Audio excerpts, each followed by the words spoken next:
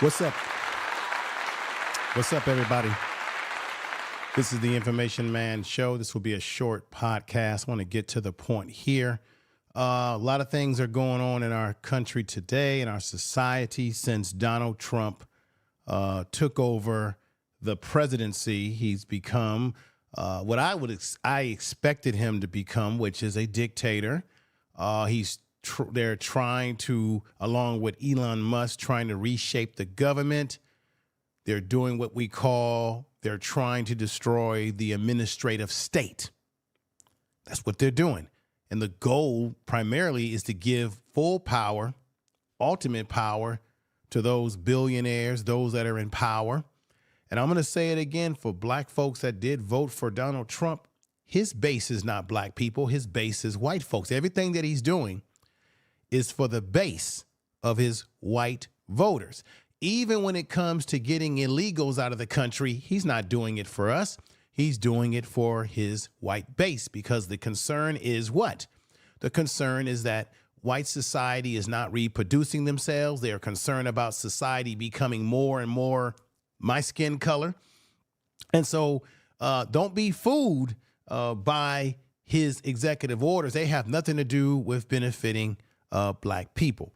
At this point in time, all the executive orders that are going right at the heart of the civil rights movement and what Dr. King and those leaders in the past tried to put together. Now, of course, a lot of people have been riding off the coattails of black people and what we did during the civil rights movement. Now, this is the thing that's is really striking me.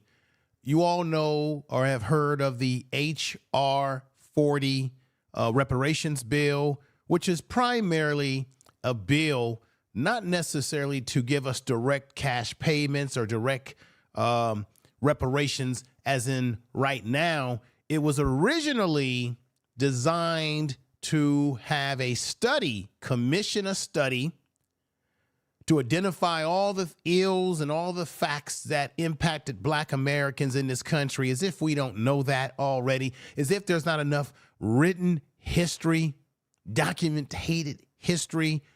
John Hope Franklin did a book. He wrote several historical books on what happened to black people. You got Eyes on the Prize. There's plenty of documented, and there's plenty of scholars in black studies. I've studied under some of these scholars when I was in college myself. Wade Novos. I've been taught by some of the best. And so there's Dr. Jeffries, who came out of New York. There's plenty of scholars to tell us exactly what happened, that we don't need to have a study to be able to identify exactly what happened. Look, America knows what happened because they got the damn receipts. Okay? When it comes to the slave trade, the triangular slave trade, when it comes to how they were able to build the 13 colonies off of our ancestors' back, how you had shipping companies that were bringing slaves from Africa, the western part of Africa, to America. We know the majority of black people out of the continent were dropped in Brazil. You had the Portuguese, the Arabs, the Europeans that were all involved in it. And yes, you did have Africans that were involved in this slave trade when you had intertribal warfare. So black people in America are definitely owed a debt by America. And the thing that really ticks me a lot off, everybody, and I got to be honest, that ticks me off is that ever since this was introduced, the reparations bill was introduced by originally John Conyers, and let's give him a clap. Now, it was John Conyers, everybody, who was trying to get the reparations bill over the finish line. And he came out and admitted that he couldn't even get the Congress, those in the White House, to agree on just having the study. They were giving pushback against even having a study. Here is the bill right here. HR40, Commission to Study and Develop Reparation Proposals for Black American Acts. And then this is what they were supposed. I'm just giving y'all a refresher as to what's really going on here. Then you have shown here introduced in the House on 1/4/2021, Commission to Study Development of Reparation Proposal. The bill has established a commission to study and develop the reparation proposal. The commission shall examine slavery, discrimination in the colonies in the United States from 1619 to the present and recommend appropriate remedies. Damn it, I say cut the damn check. Tell the truth. The commission shall identify, 1, the roles of federal and the state government in supporting institutions of slavery. 2, forms of discrimination in the public and private sectors against freed slaves and their descendants. That would be those of us that are foundational to America. That would be us Black Americans here in America. Descendants, not those that came over from another country. We're talking about those that went through this situation, are the ancestors, are the descendants that are here in America today. Descendants. And 3, lineage, negative effects, right? Lending the negative effects of slavery on living. They wrote it as African Americans in society, but I say Black Americans in this society. That's what I say.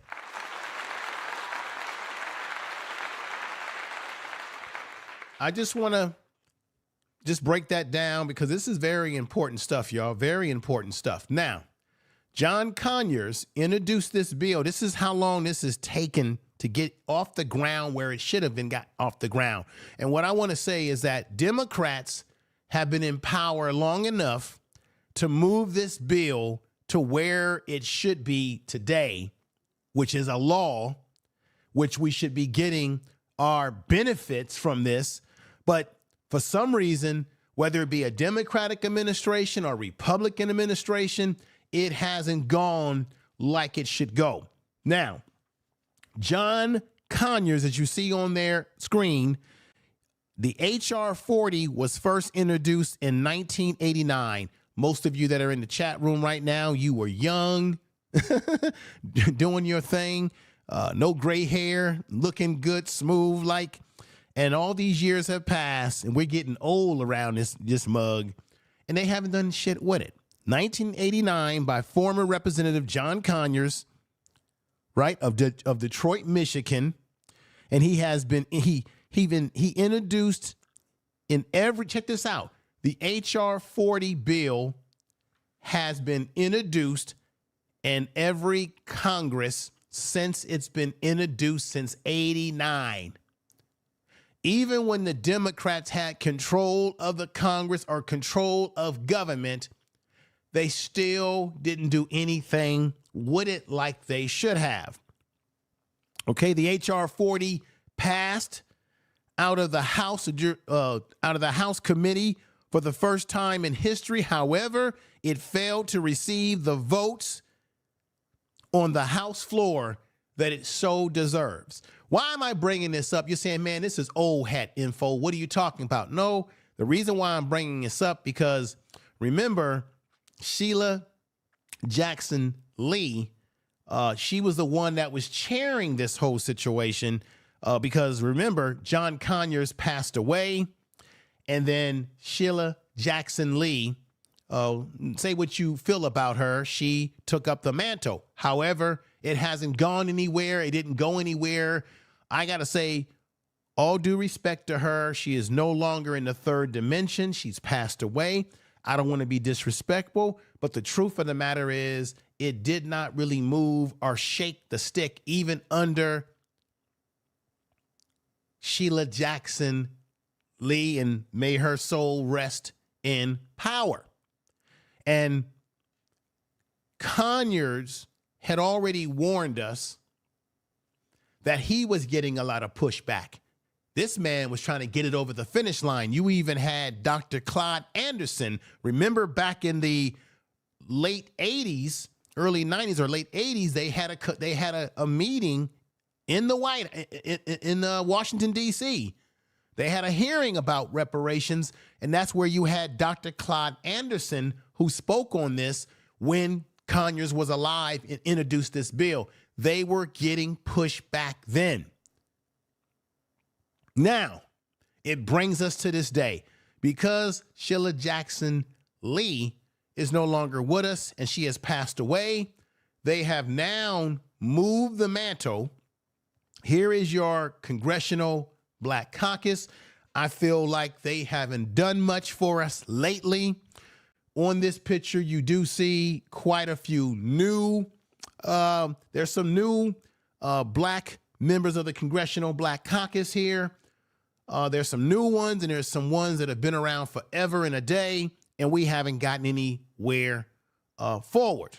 Now, if you look at this picture very closely, to the left side corner where you have Omar, who has the scarf on her head, you have a sister with a blue hat on, and she has a blue woman's suit outfit on with the blue hat to the far left corner of this picture. That's Sister Amra. That's the one who made it possible for your black colleges to get the money that they deserve. Donald Trump lied about it. It was her, and she should be given a clap for that. But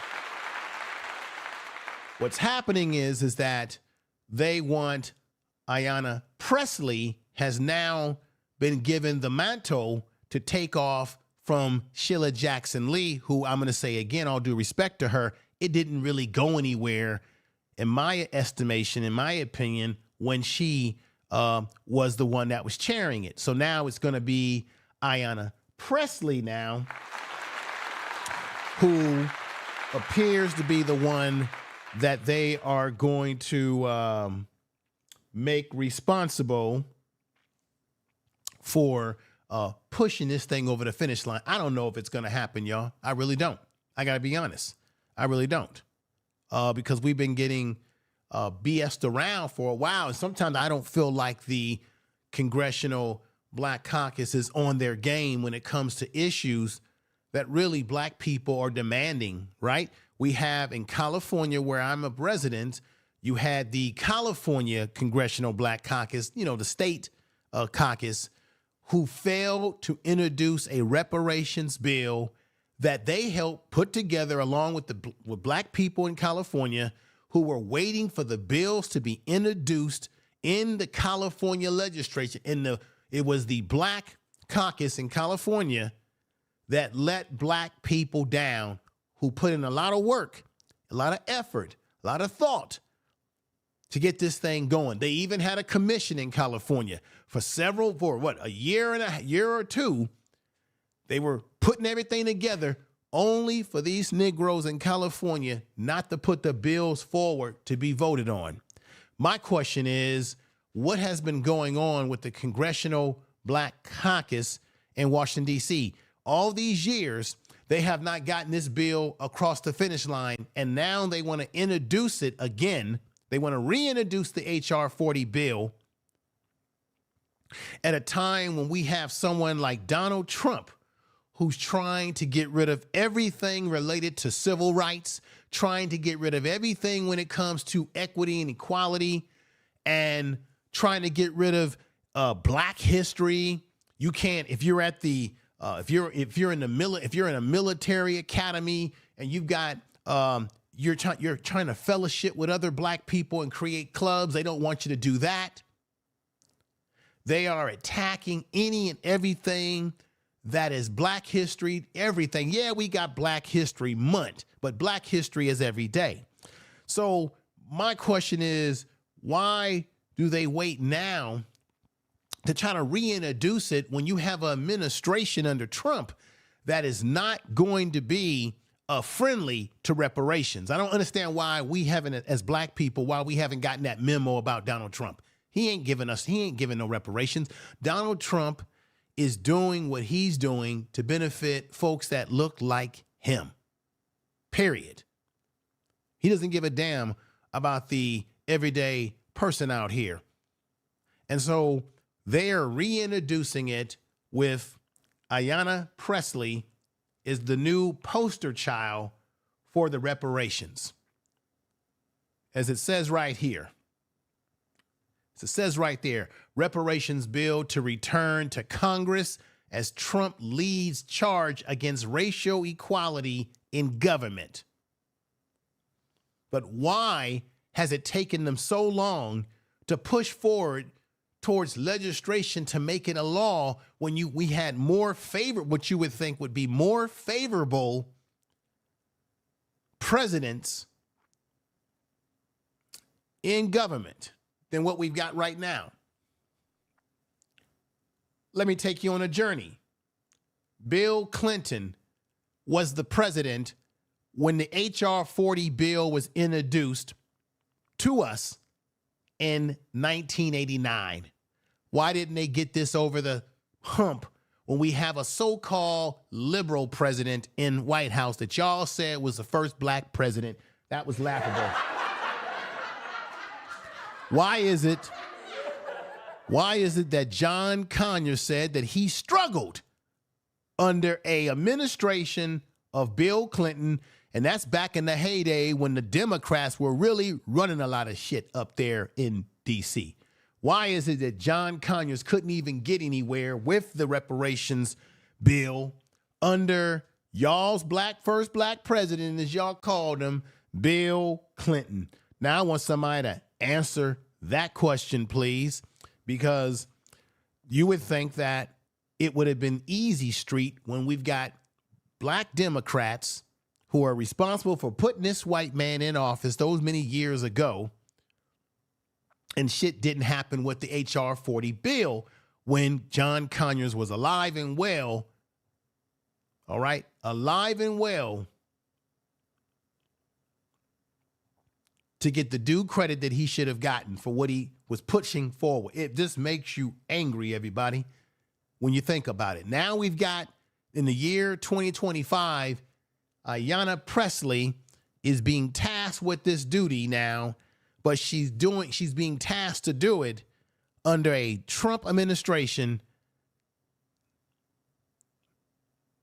that doesn't give a damn about racial equality whatsoever. Now, we would have thought that this would have gotten done under a Obama administration. Do you understand what I'm saying? Under an Obama administration. What happened under Obama? Hell, we got 8 years of Bill Clinton. Then we get 8 years of Obama. Obama. Obama. We get 8 years of Clinton. This bill couldn't get moved past. We get another 8. We get 8 years of Obama after. We get 8 years of Obama. Right after George Bush Sr. We know he wasn't going to get nothing under George Bush Sr. or his son or Jr. But then we got Obama and nothing happened. Why couldn't the Congressional Black Caucus, those black representatives like Sheila Jackson Lee when she was alive, I got to be honest, why couldn't they get this past the finish line? When you had Obama in office, you would think you would have a black president that would have some sentiment to this, even though Obama is not really black American. His father is from Kenya. His mother was white. He is not of the lineage. But still, at that time, once again, the Democrats were they were more empowered than what they are today. And nothing happened under the Obama administration as it relates to the reparations that Sheila Jackson Lee was given the mantle to push forward. Didn't go anywhere. Really didn't help the memory of John Conyers, who has to be turning in his grave to this very day, that this thing hasn't gone further in this country. So are we evolving as a country, ladies and gentlemen, or are we devolving as you see things that are happening to the administrative state today? You have to really ask yourself, where are we really going as a country? Are we really evolving as we should? Are we really developing as we should as a country? Or are we just in a stalemate? And of course, racism still exists, and people don't want to see black people prosper because why? We were kept damn near neutered from being able to develop what? Generational wealth. Now, I say to Ayanna Pressley that when I heard her speak, I say, you know, good for you to bring this issue up again. Good for it, but it's almost like the wrong timing, bad timing. This administration under Trump is not going to be favorable to it. Now, we had Biden, Sleepy Joe Biden, in the White House.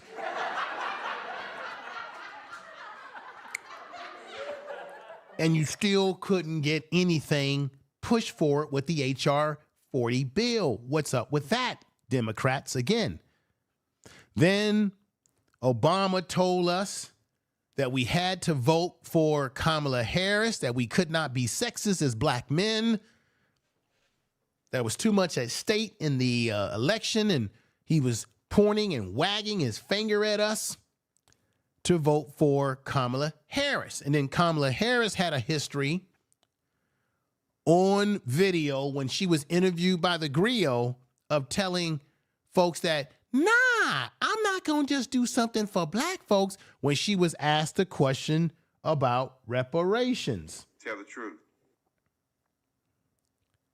So Obama, who could have helped push this forward when he was in office, at least in his last, because remember, they kept telling us, well, let the brother get one more, let him get another term. So when he got in his second term, he should have passed any and every damn thing he could for black folks, because he couldn't run again any damn way, and he didn't.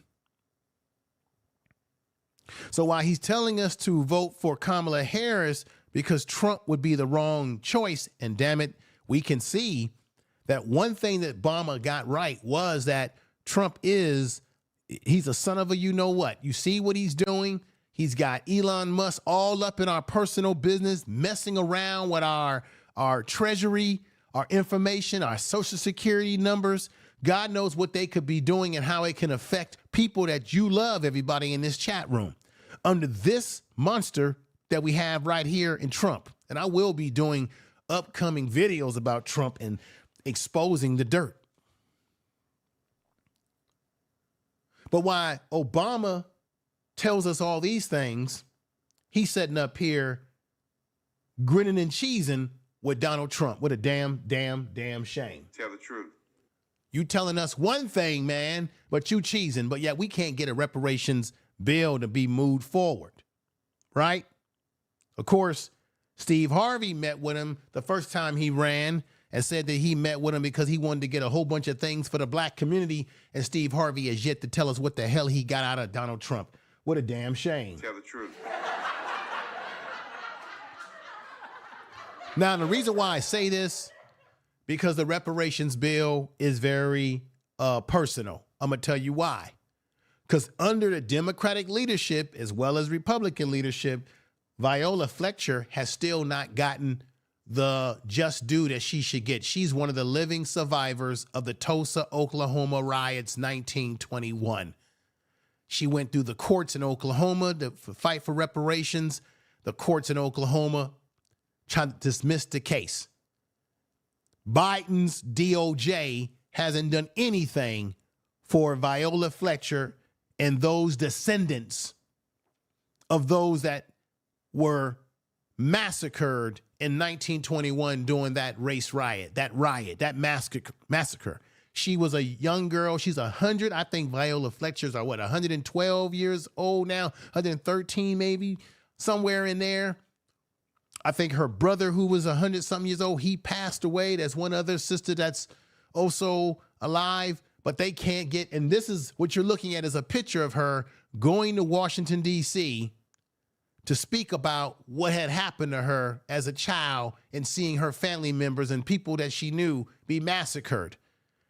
This was under the Biden administration, but yet no reparations, no money. They can give money to Ukraine, but no reparations, no money for an American citizen who is not only a descendant of what happened in Tulsa, Oklahoma, but she was a victim of it because she was alive when it happened.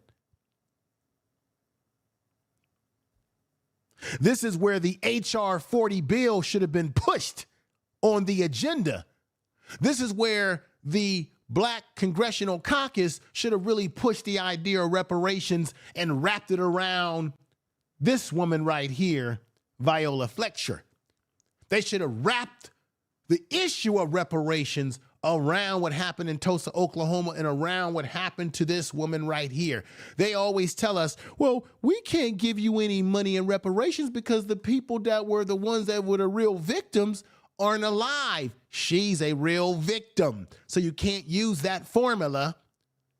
And yet the Democrats failed to wrap themselves around this woman in a way to demand reparation. Yeah, they went to Tulsa, Oklahoma, had a celebration, had a museum there, tried to use her and her brother as props, even though she said, nah, y'all gonna pay me. And so here we are in 2025, I'm gonna play the video of them giving their press conference, but here we are in 2025, where now the Democrats, the Black Democrats, are trying to reintroduce the HR40 bill, which is really only a study that hasn't gotten off the ground. And why have they allowed so many years to pass that now you want to reintroduce this bill under the government that we have right now, right? A country called America that owes us a lot of money, a lot of dividends, right? A lot of money for what they've done. But you're trying to get something from a administration that does not work to our favor. When if it was going to work to our favor, it would have been those administrations that I just named in this video. I don't understand why y'all wait so long to reintroduce something that should have been pushed forward with more animus when you had a more favorable administration, particularly a Democratic administration. So it goes to show you that it doesn't matter if it's Republican, Democrat. Both political parties play games, and both political parties will waste our time. And then some of the Congressional Black Caucus members, you don't know if they've got the juice to do what's necessary. Now, Ayanna Pressley, I give her kudos for taking on a task that was given to her, that was handed down to her. But under this administration, I don't see it happening. Damn it, when you couldn't even get this thing moving with a Democratic administration. That's what I'm really trying to say, everybody. Let me let you see what I'm talking about. They gave a press conference yesterday, and you're going to hear them wax poetically about trying to reintroduce this HR40 bill for reparations. They want to push it into legislation, meaning they want it to be put into what? Go from a bill to a law. Check this out. Located in Central and Southwest Brooklyn, and I'm also the chair of the Congressional Black Caucus. On behalf of the entire CBC, I'd like to thank my esteemed colleagues, Representative Ayanna Pressley and Senator Cory Booker, for their leadership in reintroducing HR40 legislation to finally establish a federal commission to address and explore reparative measures for the lasting impact of slavery, systemic racism, and racial discrimination. Now, one of the things I want to ask to everybody in the chat room listening is that why do they have to reintroduce something that was already introduced a long time ago? Why are they reintroducing something that has already been sitting on the docket since 1989? And they had, remember, they had a meeting about this a couple years ago when they had, who was that? They had, what's my man from the Lethal Weapon movies? He was there, looked like he was half asleep or something. I mean, you know.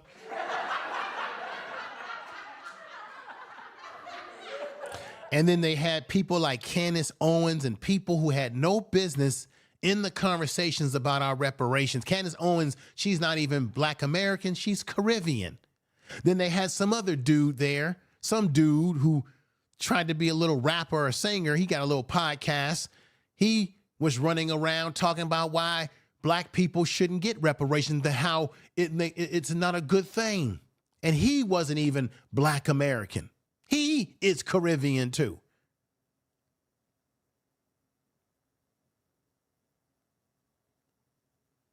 You had Danny Glover was there. That's right. And when Danny Glover was there, he looked like he was half asleep. Then you had, what's the guy that writes the books? Coates. He was the main person talking, but it was foolishness. It didn't go anywhere. They had the wrong people talking about the issues.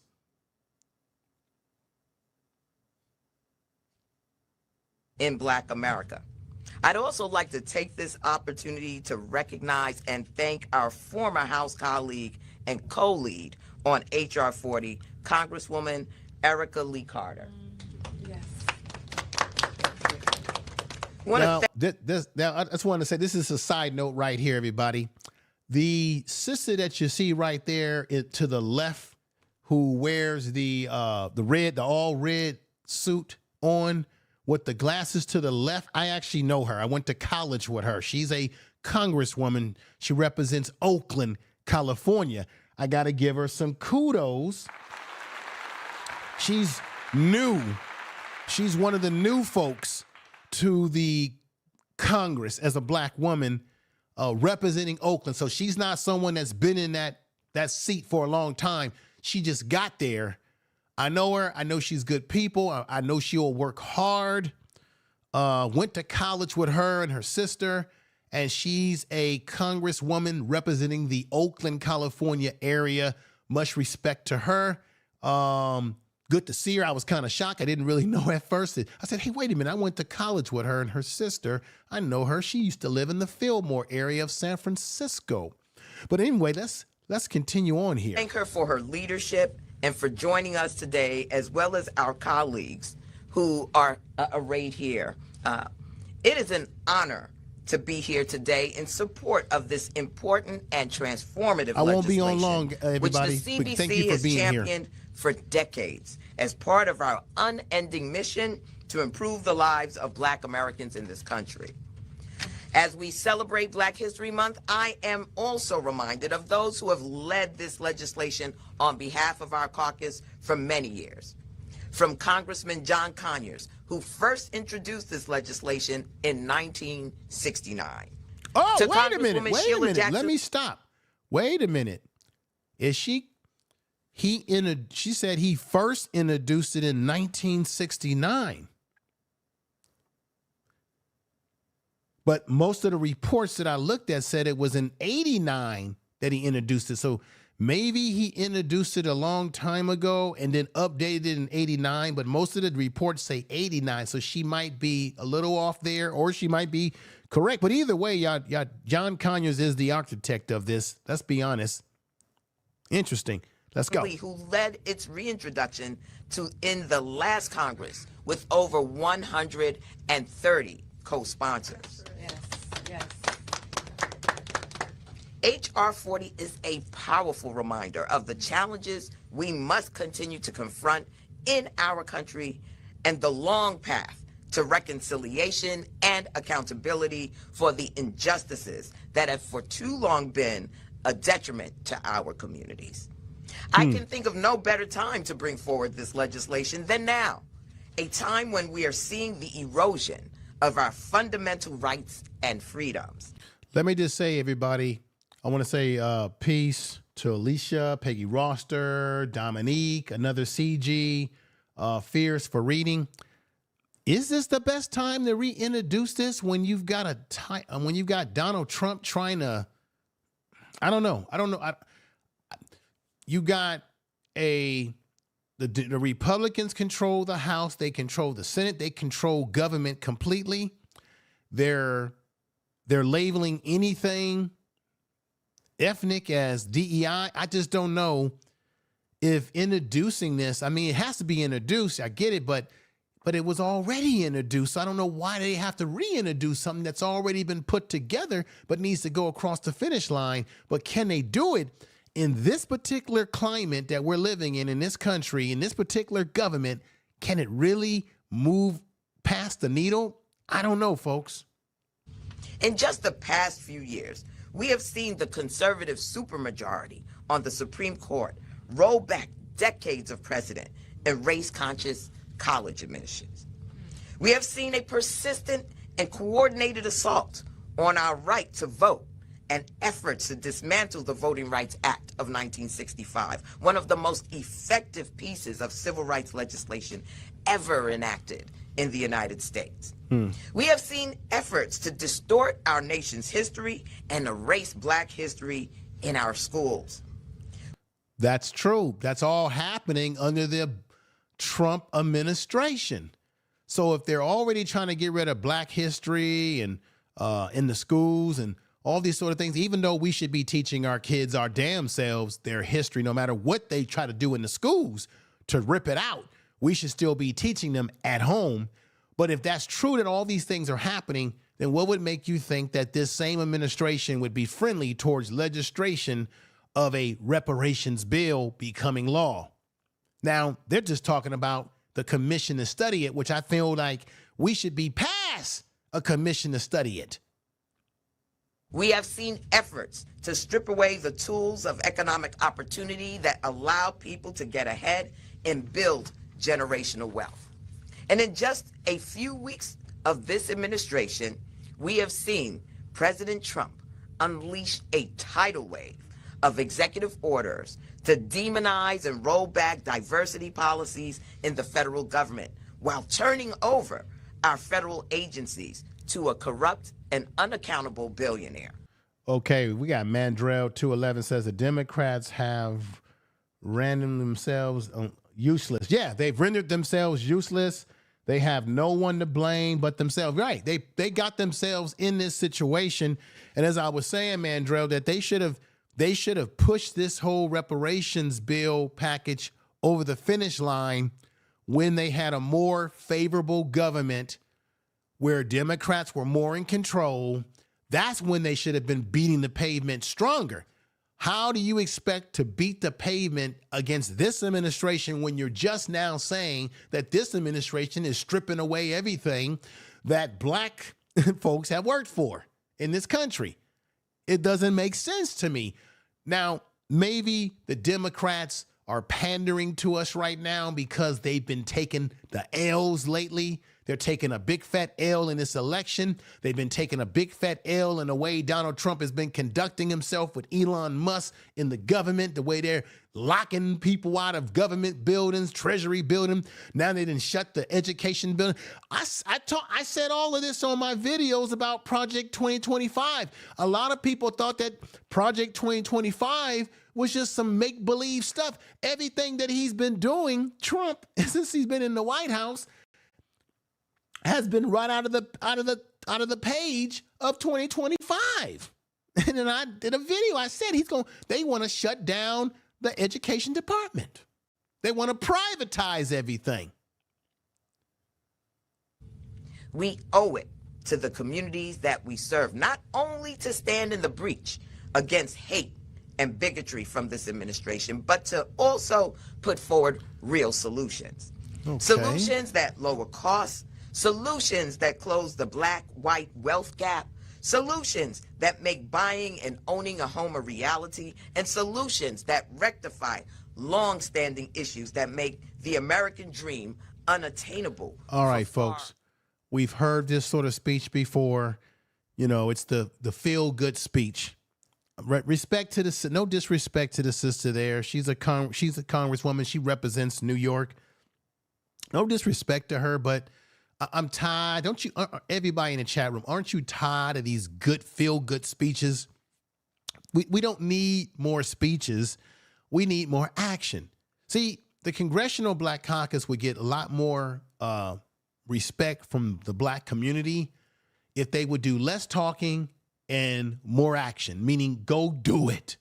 Then come back to us and praise yourself and say, this is what we accomplished. We don't need to hear slogans anymore. We need action. But you're reintroducing a bill that I don't understand why it has to be reintroduced when you already had all these years to work on it. Now you're reintroducing something at the wrong time, at a bad time, should I say, when you have an administration that's not going to be favorable to giving Black people even a damn commission on studying reparations, let alone cutting checks of money. This country ain't going to do it. No. See, Donald Trump and Elon Musk right now, if you notice and been watching what's going on, they want to cut the budget. They want to cut these departments and make government smaller to make you think it's because they're doing it for you. No, he's doing it for his rich cronies. He's doing this so they can give the rich another big tax cut, so that they can let Elon Musk get money and cipher it into what he's doing. This is the wealthy taking over the government, reshaping the administrative state to bend to their will to effect. You've got Donald Trump and his administration right now, y'all, that's breaking all kind of laws, but yet telling you and me that they are the political party of law and order, and yet they breaking all law and order right now. Tell the truth. And y'all Negroes, some of y'all Negroes, 21% of y'all Negroes voted for this crap. The Latinos are crying to Black people. Oh, Black people, help us. We warned y'all too. You didn't listen. Now they're deporting your mamas, your daddies, your sisters, your uncles, and your cousins who've been living here for years and didn't get their status corrected. Now Trump and his people are getting you out of here. And I've told you a week ago or 2 weeks ago when I did the last video that immigration impacts Black men, Black people in general. That there's data to show that a lot of these illegals that have come over here have impacted the job opportunities for Black men in particular who are working in those, unfortunately, low wage type jobs, or jobs where you work with your hands in construction and things of that nature. Are you working? Remember I showed you that video where there was a chicken plant that they had busted 5 years ago that had 381 undocumented illegals here, and the Black men that lived in this Mississippi town, they couldn't get a damn job. Soon as they removed all those illegals, you had Black men applying for the damn job, saying it was the first time they had an opportunity to get a damn job there because they were hiring these illegals, impacting the economics of those Black men in that town. And then the brother said, hey, I brought my cousin, my brother, we trying to get a job. We couldn't get these jobs before. So, like I said, that aspect of Donald Trump's policy, I agree with. But a lot of the other stuff that he's doing, I don't see how the HR40 reparation bill that they want to reintroduce to the legislation is going to move anywhere forward. I just don't see it. Let's hear with Ayanna Pressley. She's a congresswoman representative who's taken on this task now. Let's hear what she has to say about the situation. And here we go. Absolutely. Yes. Congresswoman, thank you so much for hosting us today.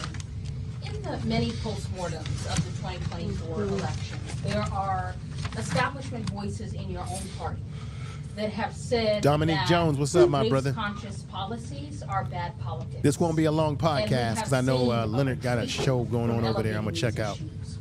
What is your message to fellow Democrats who would say that now is not the time to be talking about reparations for Black Americans? Uh-oh, here we go. Well, Dr. King reminds us that the time is always right to do what is right. And Coretta Scott King reminds us that freedom is never really won. You earn it and win it in every generation. You know, I'm very clear about the fact that the path to justice is not a linear one. And so we're here to do that work. And I think it's important, while we are actively blunting the coordinated and unrelenting assaults from this hostile administration, that we are actively advancing an affirmative vision for this country and for this party. I would also add that I do think race-conscious policies are responsive policies. I am asked about HR40 in community in the Massachusetts 7th Congressional District by people of every walk of life, every race and ethnicity, every gender identity and expression, because they are simply people of conscience. I've always said that policy is my love language. And the reason I say that is because the majority of the harms that have been caused, particularly that have been foisted onto Black Americans, were legislated. So I have to be honest, is everything that she's saying is true. She's right about that. There's a lot of things that have been legislated. Let's go ahead and continue. This video will take us to our conclusion for tonight's podcast. If we can legislate hurt and harm, we can legislate justice. Amen. We can legislate healing. And we're certainly long overdue. And for those that would say we need to just get over it, Tell the truth. that's interesting. When as a nation you are benefiting right now from an economy that was built on the brutalized backs and the indignities and the horrors of chattel slavery in our African. Now, I like what Ayanna Pressley is saying. She's a good looking sister. She got her, I think she might have, I'm wondering I think she might have shaved her hair off because of breast cancer, either someone that she knows that was suffering from breast cancer or some form of cancer, or maybe herself.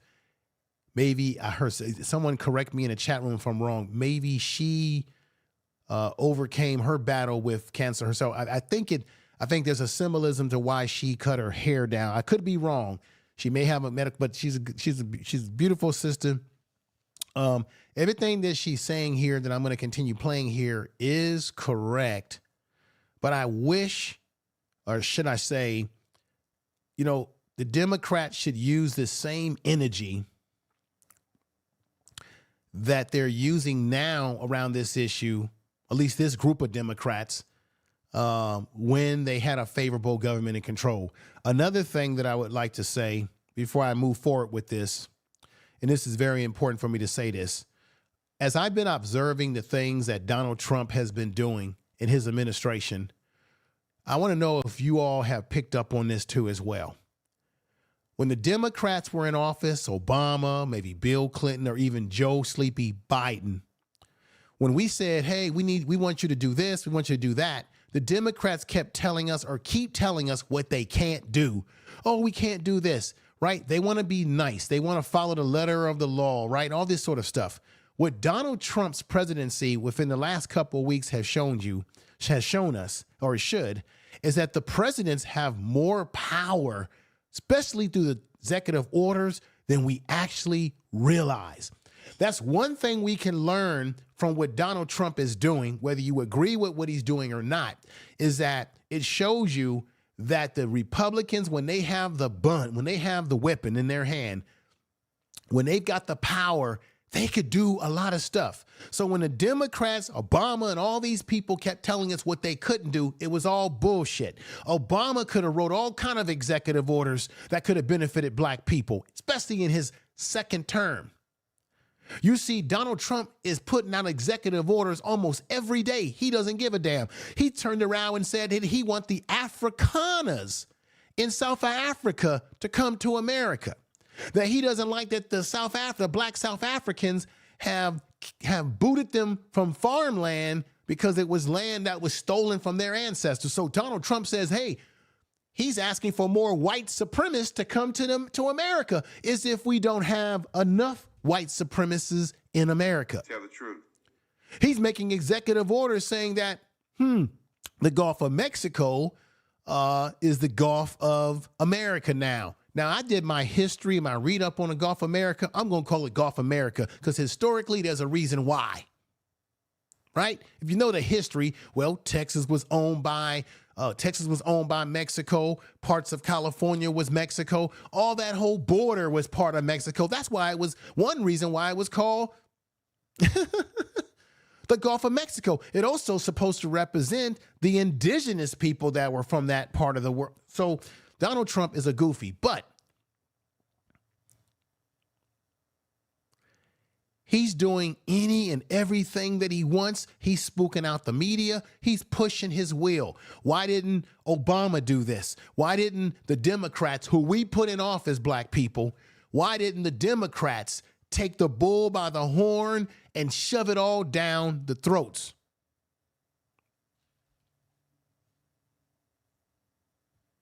of these Republicans? So the Democrats have lied to us for years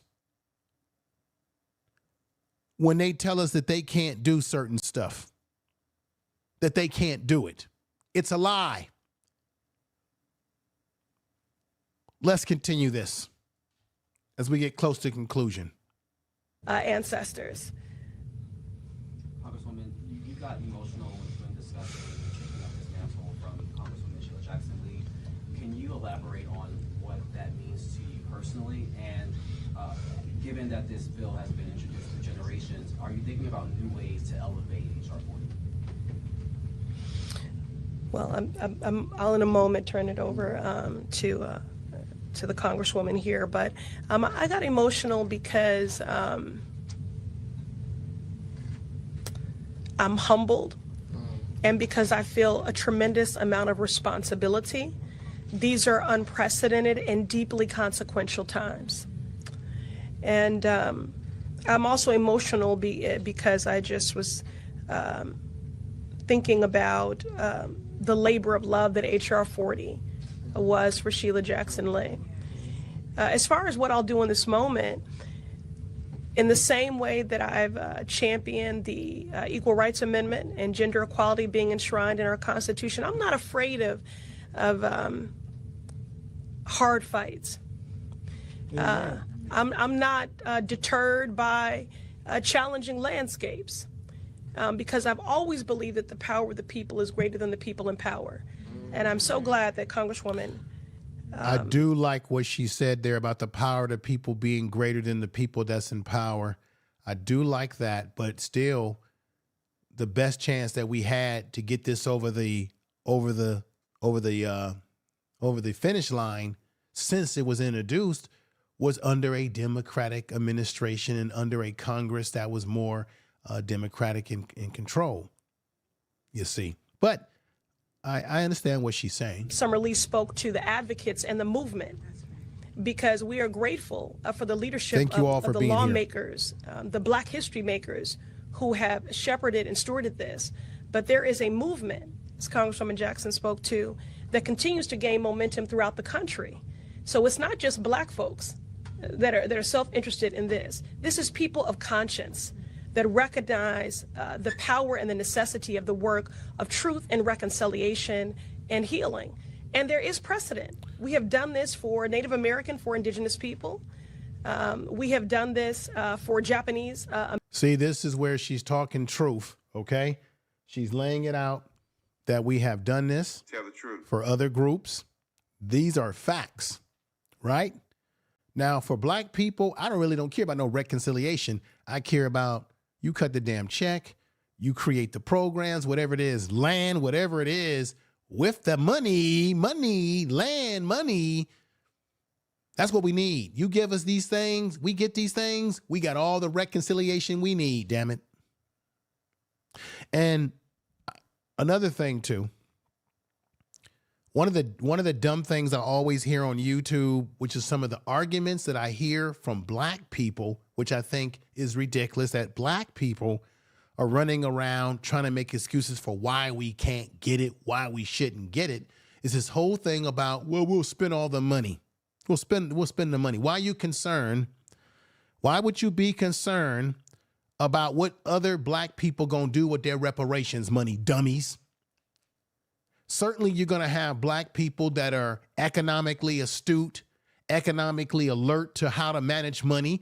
Obviously, you're going to have some black people who may not be able to manage their money properly. Obviously, you're going to have those that are. Obviously, you're going to have those, for every person that's going to go out and buy a brand new car, you're going to have black people that's going to invest it in a damn business, maybe buying a home.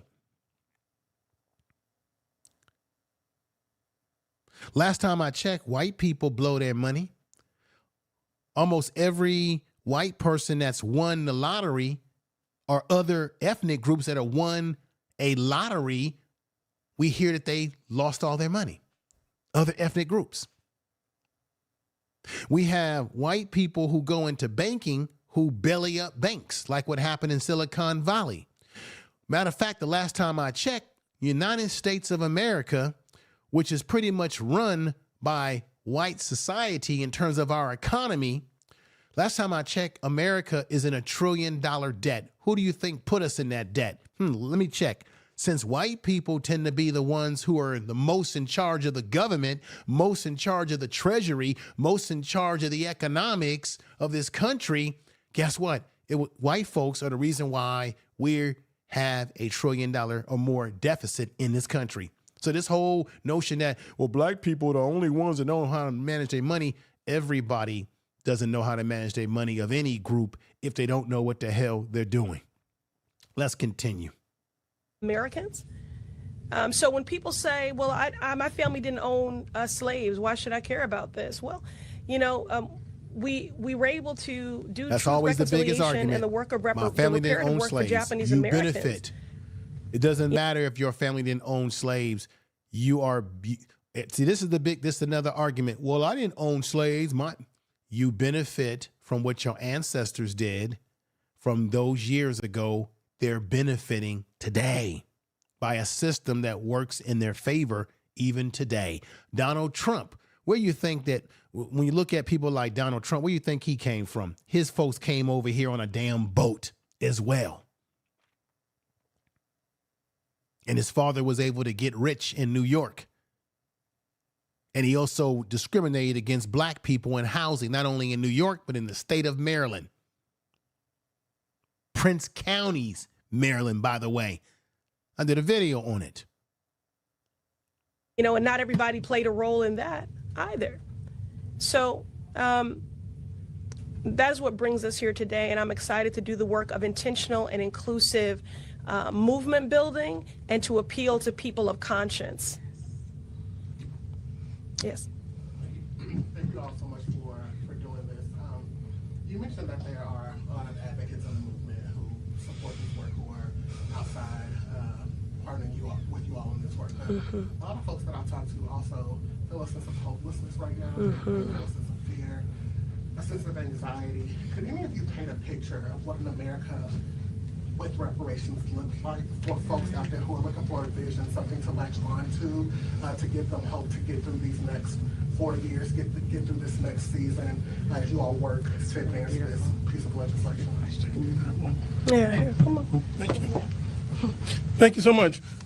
This is a national as well as an international movement. Evanston, Illinois is minority African American, majority white. Our great abolitionists, historical brothers that are coming out today, they're on the same side of history. Amherst, Massachusetts has already started a commission, not exactly an African-American town either. So this is happening in 100 localities across the United States. So there are people of goodwill that are rising up. And some people simply don't have the courage to come forward and speak truth to power. Truth is on our side. We come to comfort those that are disturbed and disturb those that are comfortable. Truth will be our ally. So that's the side that we're standing on. And this has been international and phenomenon as well.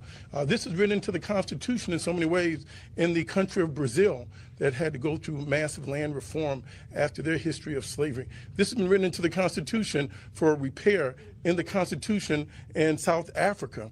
He's actually correct about that. It's been written into the laws in those countries, but what is it going to take to get it written into our country? And the problem is, I'm going to say it again, you have a white supremacist in office who's doing everything to leverage white people. I don't see Donald Trump leveraging black people. Now, he'll use black people to benefit him because Donald Trump is transactional.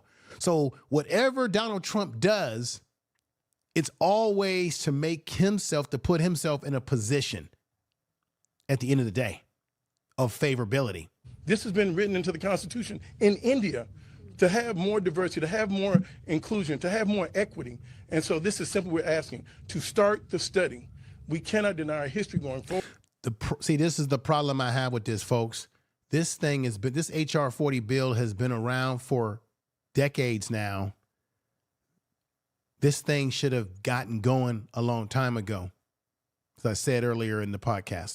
And like I said, it took us 246 years to get from 1619 to 1865 after the Civil War is over. It took us 346 years to get from 1619 to 1965 when we had our voting rights fully restored. And now Mr. Trump has blown that away. So we're saying we can't go back any further. And I can't say how proud I am to be working with Congresswoman Ayanna Pressley. I wanted this bill so bad for myself, but I am even more confident this is in great hands. And I thank the Congresswoman Erica Jackson Lee for having put it in Ayanna Pressley. So I stand beside her, I stand with her. And like I said, this next phase that Ms. Ayanna Pressley is carrying forward started in Evanston. Repair is already being redressed. Now, I want to talk about that. Over wait a minute. $16 million in the wait city a minute, of brother. Evanston, Just wait a minute now, brother. This is one of the areas that really bothers me. Tone Talk talked about this too. Let's just do some status correction here. The Evanston situation, remember Evanston, Illinois, black people in Evanston had gotten their housing. They lost their home. They had lost their housing. It basically what they did for Evanston, and I think I did a video on this a long time ago. What they did is they gave them money to be able to purchase homes in a community that they've lived in most of their lives, because black folks in this community were getting ripped off when it came to their home values and everything. The Evanston is not technically a reparations program. It was a housing program to make black people whole in a community that they once were the majority in. It was to stabilize them from not being what do you call it? Being redlined out of the community, being gentrified out of the community, from being gentrified out, to be able to maintain their homes because they were ripped off, they were mistreated. But it's not technically a reparations program in the true sense of reparations. But black people, they were trying to make those particular black people in this particular community, Evanston, Illinois, they were trying to make them whole as it relates to the housing issues that they were having there, if I'm not mistaken. I think Tone Talk talked about that too, as well as Yvette Carnell. Other cities are now being able to model that same sort of legislation. So I think Robin Simmons and others in Evanston, and they're setting the path, and now other communities are coming forward. May I say something? Yes, of course. Because you asked what should black people be feeling? All right, folks, just wanted to put that on there. I appreciate everybody coming over and listening to the program. I know that this is not a particular video topic tonight that's going to excite people to come over in large numbers, but this had to be put out there. And I am going to be putting out some more impromptu videos like this, going live every now and then like this. And then this weekend we'll be putting out some more content. I got a lot of other content that I want to put out that will be premiered video content that I want to talk about. There's a lot going on, as you know, since Donald Trump has gotten office. So some things I want to talk about. I appreciate everybody that's here, that's rocking with the channel tonight. Tell somebody that you love them, because America is something else, y'all. America, they owe us money. I mean, give us that money. We're going to see what the Democrats do with this. You know, some people may say, hey, this is just the Democrats trying to remain relevant with black people because of how bad they lost in this election to Donald Trump. Yeah. I mean, they probably want to stay relevant, right? What's going on, my man, Dominique Jones, everybody, Eye of the Watcher, thank you for being here. Rashad, Mick Queen, thank you for being here. We're going to get ready to get out of here and let it do what it do. Share the video on your social media, whatever social media that you use. We would appreciate that. I would appreciate that if you definitely share the video. And with that said, we're going to get ready to get on out of here. I appreciate you all, and take care. Peace. Peace, everybody. Appreciate you coming over and watching tonight, everybody. Y'all take care. Peace.